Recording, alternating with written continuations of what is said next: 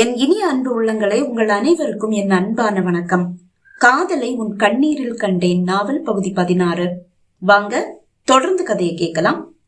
இரவு மலருக்கு உறக்கம் வரவே இல்லை.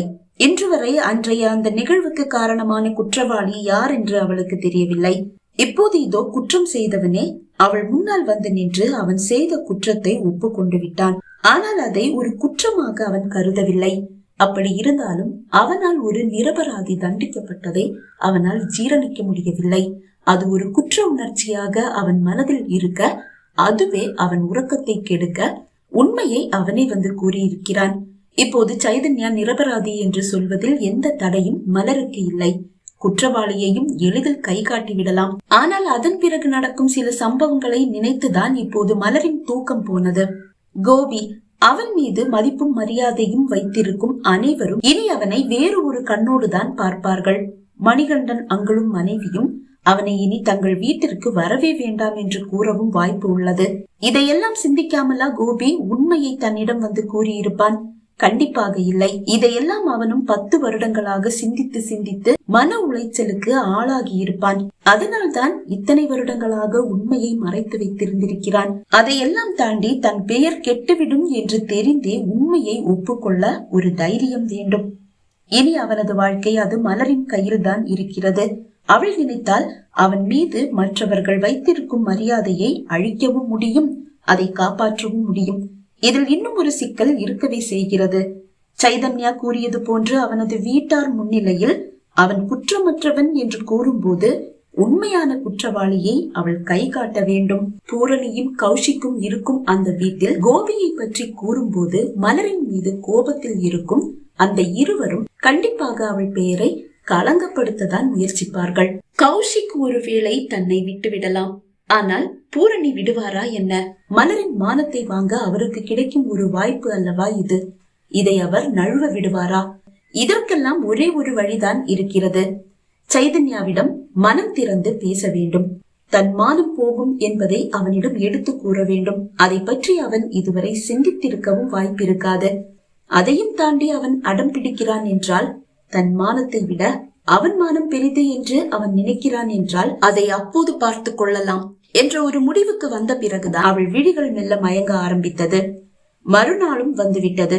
சைதன்யா தினமும் காலை பூந்தோட்டத்திற்கு தண்ணீர் ஊற்ற வருவான். தோட்டத்தில் அவனை சந்தித்து பேசுவது என்று முடிவு செய்தவள் காலை எழுந்ததும் அறக்க பறக்க வேலைகளை முடித்துவிட்டு தோட்டத்திற்கு வந்தாள். அவள் எதிர்பார்த்தது போன்று அதோ சைதன்யா தோட்டத்திற்கு தண்ணீர் ஊற்றி கொண்டிருக்கிறான்.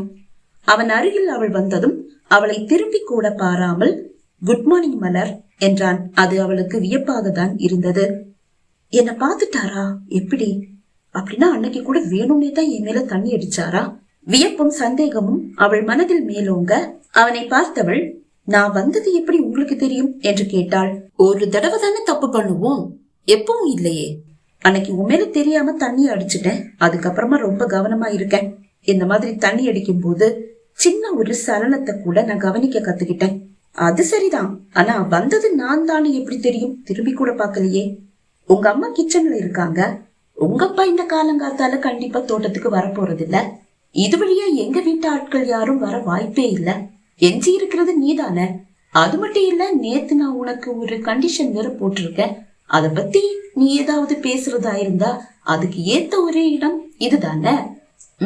பரவாயில்ல, ரொம்ப நல்லாவே சிந்திக்கிறீங்க, சூப்பரா செயல்படுறீங்க. போலீஸ் ஆச்சே, துப்பறிய தெரிஞ்சிருக்கணுமே. அதுவும் சரிதான். சரி, நீ வந்த விஷயத்த சொல்லு. நான் சுத்தி வளைச்சு பேச விரும்பல, நேரடியா விஷயத்துக்கு வரேன். ரொம்ப நல்ல விஷயம்தான். எனக்கு கூட சுத்தி வளைச்சு பேசுறதெல்லாம் பிடிக்காது. எதுவா இருந்தாலும் பட்டுன்னு போட்டு உடைக்கணும். சொல்லு, உங்களுக்கு உங்க காசு வேணுமா, இல்ல நீங்க நிரபராதின்னு உங்க வீட்டுல இருக்கிறவங்களுக்கு தெரியப்படுத்தணுமா? இதுல நீங்க எதை எதிர்பார்க்கறீங்க? தலையை திருப்பி அவளை பார்த்தவன், காசுதான் முக்கியம்னா அதை நான் உனக்கு கொடுத்து உதவி இருக்கவே மாட்டேனே. சரி, அப்போ நான் வந்து நீங்க நிரபராதின்னு சொல்லணும். எஸ், அததானே நான் நேத்துக்கு உங்ககிட்ட சொன்னேன். ஆனா அடுத்த நிமிஷம் அந்த இடத்துல நான் அவமானப்பட்டு நிப்பேனே, அத பத்தி நீங்க யோசிச்சீங்களா? அத நீங்க விரும்புறீங்கன்னா என்னக்கே உண்மையை சொல்ல நான் தயாரா இருக்கேன். மீண்டும் அவளை பார்த்தவன், நீ அவமானப்பட்டு நிப்பியா? அது எப்படி? உங்க பூரணி பெரியம்மாவை பத்தி நான் சொல்ல வேண்டிய அவசியம் இல்லையே. அவங்களுக்கு இப்ப என் மேல கோபம் இருக்கு, அது உங்களுக்கும் தெரியுமே. ஓ, நீ அப்படி வரியா? சரி, அதை விடு.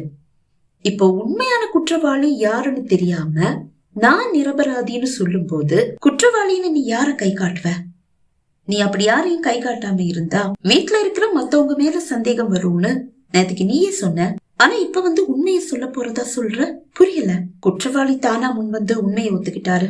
அதிர்ச்சியோடும் வியப்போடும் அவளை பார்த்தான். எப்போ? நேத்துக்கு சாயந்தரம். யார் இது? கண்டிப்பா உங்க வீட்டு ஆட்கள் யாரும் கிடையாது. அவரு விளையாள். என்ன அவரு காதலிக்கிறாராம். ஒரு தலையா என்ன கல்யாணம் செஞ்சுக்கவும் தயாரா இருக்காரு. உங்ககிட்ட இருந்து நான் வாங்கின காசை உங்களுக்கு திருப்பி தரவும் அவர் தயாரா இருக்காரு. நான் மட்டும் சரின்னு ஒரு வார்த்தை சொன்னா போதும். ஓ, அப்படியா? ஆனா அவரு இப்பவும் உண்மைய வந்து என்கிட்ட சொல்ல காரணம் என் மேல இருக்கிற காதல் இல்ல. அவரால் ஒரு நிரபராதி தண்டிக்கப்பட்டதை அவரால் தாங்கிக்க முடியல. அதனாலதான் இப்ப வந்து இந்த உண்மையை சொல்லி இருக்காரு. அவ்வளவு நல்லவரா?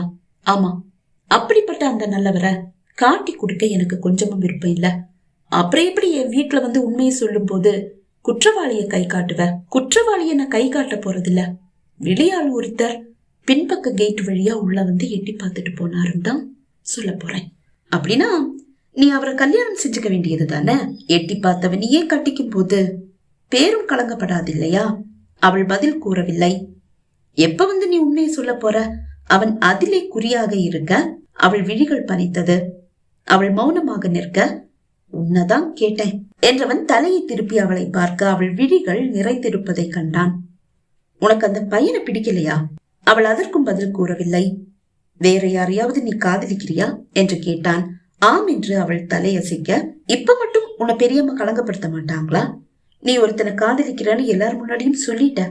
ஆனா அந்த பையனை கண் முன்னாடி பார்த்ததுக்கு அப்புறமா பெரியம்மா சும்மா இருப்பாங்களா? கண்டிப்பா உன்னுடைய வாழ்க்கையில நடந்த அந்த சம்பவத்தை அந்த பையன் கிட்ட சொல்லி உன் கல்யாணத்தை நிப்பாட்டதான் பாப்பாங்க. நீ ட்ரெஸ் மாத்திட்டு இருக்கும் போது உன்னை ஒருத்தன் எட்டி பார்த்துட்டான், உன்னை முழுசா பார்த்துட்டான், அப்படிதான் பூரணி பெரியம்மா சொல்லுவாங்க. அதுல எனக்கு எந்த சந்தேகமும் கிடையாது. அவளுக்கு கோபம் வந்து விட்டது. என்ன யாரும் முழுசா எல்லாம் பாக்கல. கதவுல தாப்பா இல்லாததால நான் கவனமா தான் ட்ரெஸ் சேஞ்ச் பண்ணிட்டு இருந்தேன். அது உண்மையா இருக்கலாம். ஆனா அது அந்த பையன் நம்பணும்ன்ற அவசியம் இல்லையே. உங்க பெரியம்மா வந்து சொன்னதும் அதையெல்லாம் அவர் நம்ப மாட்டாரு.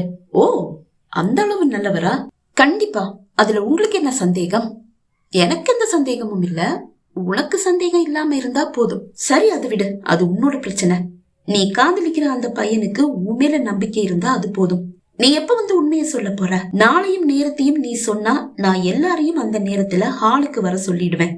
எப்படி வசதி என்று அவன் கேட்க அவள் கண்ணீர் இப்போது கோபமாக மாறுவதை கண்டான். நீங்க உங்களை பத்தி மட்டும்தான் சிந்திப்பீங்களா?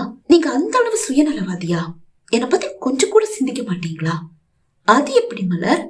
அடிப்பட்டவன் நான் தானே. அந்த காயம் இப்பவும் மாறாம என் மனசுக்குள்ள அப்படியே இருக்கு. அடிச்சது நீ. அப்படி இருக்க நான் எதுக்காக உன்னை பத்தி சிந்திக்கணும்? அன்னைக்கு அந்த நேரத்துல நீ என்னை பத்தி சிந்திக்கவே இல்லையே. வந்து என் மேல பழி தூக்கி போட்டுட்டு போயிட்டே இருந்தல்ல. நான் இங்க போயிட்டே இருந்தேன். நீங்க தான் இங்க இருக்கிற யாரும் வேண்டான்னு சொல்லி தூக்கி எறிஞ்சிட்டு அப்படியே நேபாளத்துக்கு போயிட்டீங்க. அதுக்கப்புறமா உங்க வீட்டுல இருந்தவங்க எல்லாம் எவ்வளவு கஷ்டப்பட்டாங்க, வேதனைப்பட்டாங்கன்னு உங்களுக்கு தெரியுமா? நீங்க குற்றவாளி இல்லைன்னு சொல்லி தெரிஞ்சதுக்கு அப்புறமா நான் பட்ட வேதனை உங்களுக்கு தெரியுமா? என்ன என்ன நினைச்சு நீ வேதனைப்பட்டியா? ரொம்ப கஷ்டமா இருக்கு. ஏன் கஷ்டமா இருக்கு? 10 வருஷம் நான் இந்தியா பக்கமே வரல. ஆனா தர்ஷினி வருஷம் நேபாளம் வந்துட்டு தானே போனா. அவகிட்ட கூட நீ ஒரு மன்னிப்பு கேட்டு அனுப்பவே இல்லையே. அப்படி இருக்கும்போது நீ என்ன நினைச்சு வேதனைப்பட்டேன்னு நான் எப்படி நம்புறது? சரி, அதெல்லாம் ஒரு ஓரமா இருக்கட்டும். என்ன காயப்படுத்தின உன்னை பத்தி நான் எதுக்கு சிந்திக்கணும்? அதுக்கு அவசியம் இருக்கா என்ன?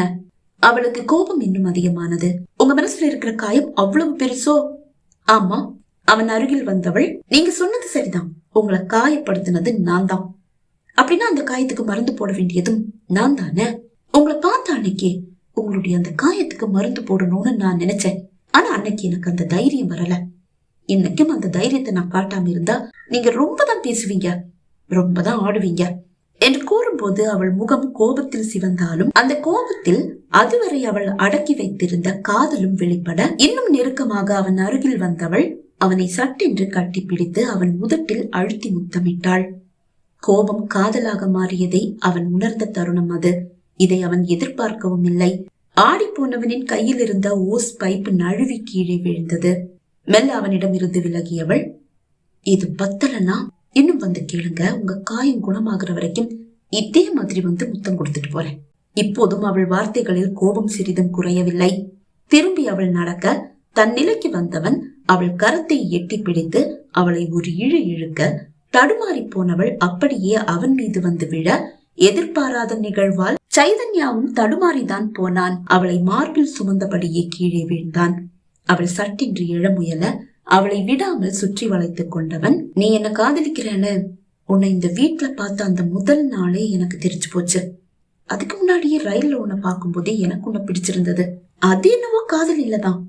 ஆனா உன்னை இந்த வீட்டுல பார்த்த அந்த முதல் பார்வையிலேயே நீ என்ன காதலிக்கிறன்றத புரிஞ்சுகிட்ட அந்த நிமிஷமே என் மனசு மாறிடுச்சு. உன் மேல இருந்த பாதி கோபம் காணாமலே போச்சு. மீதி கோபம் இப்ப நீ கொடுத்த இந்த முத்தத்துல மறைஞ்சே போச்சு.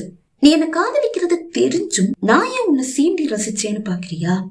நீயா உன் வாயால என் மேல நீ வச்சிருக்கிற காதல சொல்லதான் இப்படி எல்லாம் பண்ண. உனக்கு காசு கொடுத்து உதவுனது உன்னை பிளாக்மெயில் பண்ண இல்ல.